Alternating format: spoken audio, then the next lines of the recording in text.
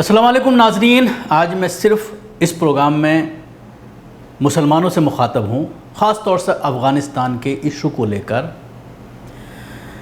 इस प्रोग्राम में मैं दो तीन चीज़ों पर रोशनी डालना चाहूँगा। सबसे पहले जो बयानात आ रहे हैं मुस्लिम लीडरों के, चाहे वो डॉक्टर शफ़ीक़ुर रहमान बर्क़ साहब की बात करें, मौलाना नौमानी साहब की बात करें या अब मुनव्वर राना की बात करें, इसके साथ ही और बहुत सारे लोग हैं जिनके बयानात आ रहे हैं, जिसमें स्वारा भास्कर के बयान को लेकर भी काफ़ी हंगामा है। इस पर बात की जाएगी और उसके साथ ही मौलाना का जो बयान आया, मौलाना सज्जाद नौमानी साहब का, उसके बाद all India Muslim personal law board की वजाहत और उसके बाद कुछ उलमा इकराम के ज़रिए ये अपील किए जाना कि कोई भी मुसलमान टीवी डिबेट में ना जाए। इस पूरे मामले पर हम बात करेंगे। इन तीन चीज़ों पर बात करने की कोशिश करूंगा मैं आपसे, लेकिन उससे पहले मैं आपसे दरख्वास्त करता हूं कि अगर आपने हमारे चैनल को अभी सब्सक्राइब नहीं किया है तो अभी कर लें, उसके साथ ही बेल आइकन ज़रूर दबाएं। इसके साथ ही अगर आप फेसबुक पे इस प्रोग्राम को देख रहे हैं तो लाइक करें और हमारे पेज को फॉलो ज़रूर करें। कल जिस तरह से दो बयानों को लेकर, डॉक्टर शफ़ीक़ुर रहमान बर्क़ और मौलाना नौमानी साहब के बयानों को लेकर मैंने वजाहत की थी और आपको बताया था इस पूरे मामले पर किस तरह का खेल चल रहा है। अब मीडिया लगातार पिछले एक हफ्ते से इस पूरे मामले में जिस तरह से तालिबान को घेरने की कोशिश मीडिया के ज़रिए की जा रही है। आज सुरजेवाला ने एक प्रेस कॉन्फ्रेंस करके ये वजाहत की है, ये बताया है कि किस तरह से नॉर्थ ईस्ट के हालात बने हुए हैं, उस पर कोई मीडिया बहस नहीं कर रहा। देश में किस तरह के हालात हैं, महंगाई कहाँ चली गई, सिलेंडर का रेट दोगुना हो गया, उस पर बात नहीं हो रही। सिर्फ बात चल रही है तालिबान पर। उसकी सबसे बड़ी वजह है उत्तर प्रदेश में होने वाले इलेक्शन।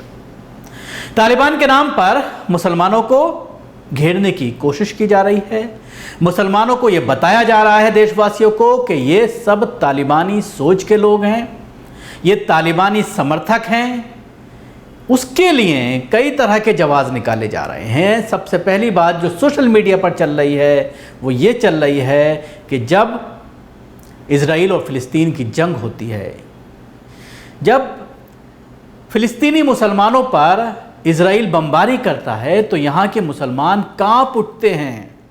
लेकिन तालिबान जब अफ़गानिस्तान में अपने मुस्लिम भाइयों और बहनों के साथ क्रूरता कर रहे हैं तो ऐसे में देश के मुसलमान इस मामले को लेकर कोई आवाज़ नहीं उठा रहे। ये बात सोशल मीडिया पर बार बार चलाई जा रही है।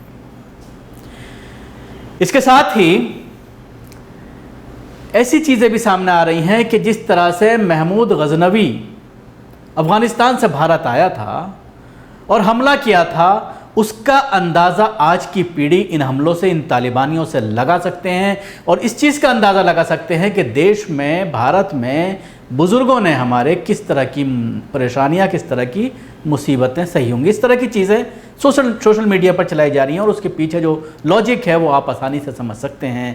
जिस तरह से उत्तर प्रदेश का इलेक्शन है और जिस तरह से उत्तर प्रदेश के इलेक्शन को देखते हुए सबसे पहला बयान जो आया और उसके बाद ATS का मामला आया, देवबंद में ATS सेंटर खोलने की बात आई, उस पर मैं ज़्यादा बात नहीं करूंगा क्योंकि इस पर अलग से मैं एक प्रोग्राम बनाकर पेश कर चुका हूं। आज मुनव्वर राना का बयान सामने आया है और मुनव्वर राना के बयान को लेकर मीडिया ने उस पर तमाम चैनलों पर आज बहस शुरू कर दी है। पिछले 3 दिन से इस तरह की बहसें, जब से मौलाना का बयान, डॉक्टर शफ़ीक़ुर रहमान बर्क़ का बयान आया है, उसके बाद से लगातार जितने भी बयान आ रहे हैं मुस्लिम लीडरों के, उनको लेकर के बहस की जा रही है।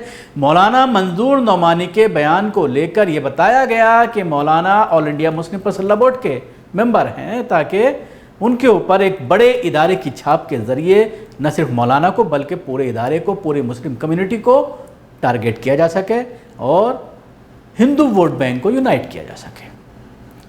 आज भी इसी मामले को लेकर उसमें स्वारा भास्कर को भी जोड़ लिया गया है और मैं देख रहा हूं कि तमाम चैनल्स पर एक ही तरह की बहस चल रही हैं। तकरीबन गेस्ट भी एक तरह के हैं, लेकिन मुस्लिम गेस्ट की अगर हम बात करते हैं तो अलग अलग चैनल पर अलग अलग लोग बैठे हुए हैं और कई चेहरे ऐसे नज़र आ रहे हैं। अभी मैं आज तक पर देख रहा था, एक शख्स को ये बताया गया है कि मुनव्वर साहब का मुनव्वर राना साहब का वो समर्थक है, दाढ़ी है उसकी, और ले जा करके बिठा दिया और उसके बाद तमाम गेस्ट उसके ऊपर पिले पड़े हैं। इसी तरह का मंजर और भी चैनल्स में देखने को आ रहा है। जो प्रोमिनेंट डिबेटर हैं मुस्लिम्स के, जो अक्सर आपको टीवी चैनल्स पर दिखाई देते हैं, हालांकि अब तमाम लोगों ने बहुत कम कर दिया है चैनल्स पर जाना, वो लगातार ये बात कह रहे हैं कि हमारे पास पिछले 3 दिन से दिन में 10 बार तमाम चैनलों से फ़ोन आ रहा है और ये कह रहे हैं कि आप डिबेट में शामिल होइए, अगर डिबेट में शामिल नहीं हो रहे हैं तो अपना व्यू दे दीजिए, हम अपना कैमरा पर्सन और रिपोर्टर भेज देते हैं, आप सिर्फ अपनी बाइट जो है भेज दीजिए या अपने मोबाइल से बाइट रिकॉर्ड करके अपनी भेज दीजिए। इस तरह की बात बार बार गेस्ट कोऑर्डिनेटर के ज़रिए और इनपुट जो होता है चैनल्स का, उसके ज़रिए बार बार ये कहा जा रहा है कि आप अपनी राय दें, ये आपके लिए ज़रूरी है। लेकिन तमाम लोगों ने, जो प्रोमिनेंट गेस्ट हैं, उन्होंने इनकार किया है टीवी चैनल्स पर आने से। और यही बात आज बहुत सारे सोशल मीडिया के ग्रुप्स में मैं ये देख रहा था, मौलाना दरियाबादी ने एक तहरीर लिखी है और उसमें ये कहा है कि हमें इस वक्त जब तक गवर्नमेंट का कोई स्टैंड तालिबान को लेकर क्लियर नहीं हो जाता कि हमारी गवर्नमेंट, हमारी सरकार किस तरफ रुख अपनाती है, क्या तालिबान का समर्थन करती है या उनके खिलाफ खड़ी होती है और उनको आतंकवादी संगठन घोषित करती है, उसके बाद ही हमें अपना व्यू इस पूरे मामले में देना चाहिए। और देश का मुसलमान भारतीय सरकार के व्यू के साथ खड़ा हुआ है। भारतीय सरकार जो भी फैसला करेगी देश हित में, हम उसके साथ खड़े हुए हैं।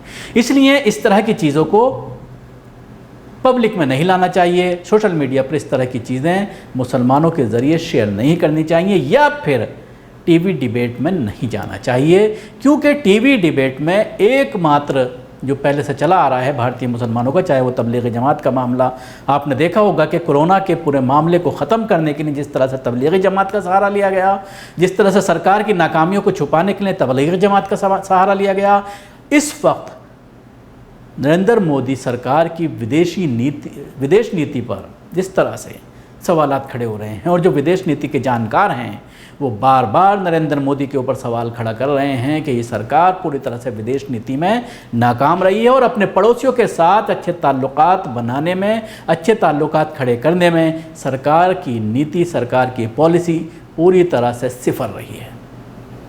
और जब तक हमारे ताल्लुकात हमारे पड़ोसियों से सही नहीं होंगे तो बहुत सारी परेशानियों का सामना करना पड़ सकता है। जिस तरह से इस पूरे मामले में इंपोर्ट एक्सपोर्ट पूरी तरह से बंद हो गया है, अफ़गानिस्तान के जो हालात हुए और उसके बाद जिस तरह से मेवाजात हैं जितनी भी, चाहे बादाम, अखरोट, जो भी चीज़ें वहाँ से आती हैं, छुआरा, खजूर, ये सारी चीज़ें जो है वो महंगी होती चली जा रही हैं। और जो देश से वहाँ भेजा जाता था, एक्सपोर्ट किया जाता था, यानी अफ़गानिस्तान जो इंपोर्ट करता था, उसको लेकर भी असर पड़ रहा है। इसको लेकर मैं एक अलग से एक पैकेज बनाऊंगा, उसमें बताने की कोशिश करूंगा कि किस तरह से असर पड़ रहा है पूरे कारोबार पर। वो एक अलग मसला है। लेकिन कहीं ना कहीं जिस तरह से नरेंद्र मोदी सरकार विदेश नीति में नाकाम रही है, उस नाकामी को छुपाने के लिए ये बहस नहीं हो रही, इस चीज़ पर बात नहीं हो रही कि सरकार क्या कर रही है। 1 हफ्ता होने को जा रहा है, सरकार अपना स्टैंड क्लियर क्यों नहीं कर रही। हालांकि विदेश मंत्री का बयान आया है कि वो लगातार इस पूरे मामले पर विचार विमर्श कर रहे हैं और ये भी बात सामने आई है कि अमेरिका से लगातार भारत टच में है, बातचीत चल रही है और अमेरिका जो अपना रुख अपनाता है उसके बाद भारत के लिए भी ये सोचना होगा कि भारत अपना रुख किस तरह से इसको लेकर रहता है और क्या नीति को लेकर के वो खुलासा करता है और ऐलान करता है तालिबान को लेकर। लेकिन जिस तरह से अमेरिका लगातार तालिबान से राउंड टेबल पर बैठ कर के बात कर रहा था, जाने के लिए बाकायदा उसने पूरा उनसे कॉन्ट्रैक्ट किया कि किस तरह से निकलना है, पूरी रणनीति बनाई गई और उसके बाद उस पर अमल किया गया। क्या भारत इस तरह से तैयार था? क्या भारत अपने लोगों को निकाल पाने में कामयाब रहा? ये सारी चीज़ें भी एक बहस का इशू हैं जिस पर बहस नहीं हो रही। टीवी चैनल सिर्फ मुसलमानों को घेरने की कोशिश कर रहे हैं। इसलिए आपसे गुजारिश है, प्लीज़ कोई भी ऐसा कदम ना उठाएं जब तक सरकार फ़ैसला नहीं करती, तब तक हम बयानबाजी से बचें और सरकार जो फ़ैसला करे फिर उसके बाद हमें सरकार के साथ खड़े होना चाहिए, क्योंकि देश की बात है, देश हित की बात है। शुक्रिया। आपको हमारी कोशिश कैसी लगी ज़रूर बताएं। हमारे यूट्यूब चैनल को सब्सक्राइब करना ना भूलें, इसके साथ ही बेल आइकन ज़रूर दबाएं। धन्यवाद। सभी अहम खबरों के लिए न्यूज़ MX को सब्सक्राइब करें, साथ ही बेल आइकॉन को जरूर दबाएं। लाइक, शेयर, कमेंट करना ना भूलें।